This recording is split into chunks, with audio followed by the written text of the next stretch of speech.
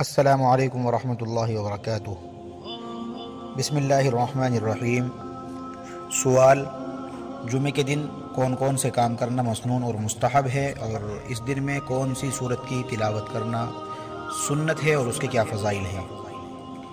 جواب: جمعے کے دن کچھ کام ایسے ہیں کہ جن کا کرنا مسنون اور مستحب ہے، جیسا کہ غسل کرنا، مسواک کرنا، خوشبو لگانا، عمدہ لباس پہننا، سر میں تیل لگانا، خوشبو کا استعمال کرنا، نماز جمعہ کے لیے پیدل جانا، جمعہ کے لیے مسجد میں جلدی جانا، امام صاحب کے قریب بیٹھنے کی کوشش کرنا، اور جمعے کے خطبے کو خاموشی کے ساتھ میں سننا۔ یہ بہت ساری چیزیں ہیں کہ جن کا کرنا مسنون ہے اور مستحب ہے۔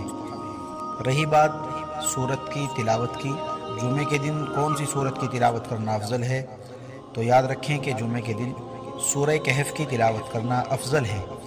احادیث شریفہ میں اس کے بڑے فضائل مذکور ہیں، چنانچہ نبی پاک صلی اللہ علیہ وآلہ وسلم نے فرمایا کہ جو شخص جمعے کے روز سورہ کہف پڑھے وہ اگلے 8 دن تک ہر فتنے سے محفوظ رہے گا، حتیٰ کہ اگر دجال نکل آئے تو اس کے فتنے سے بھی محفوظ رہے گا۔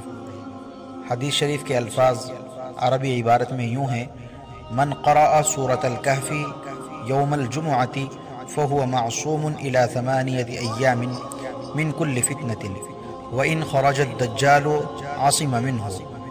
واللہ تعالی اعلم۔ دار الافتاء، دار العلوم دیوبند۔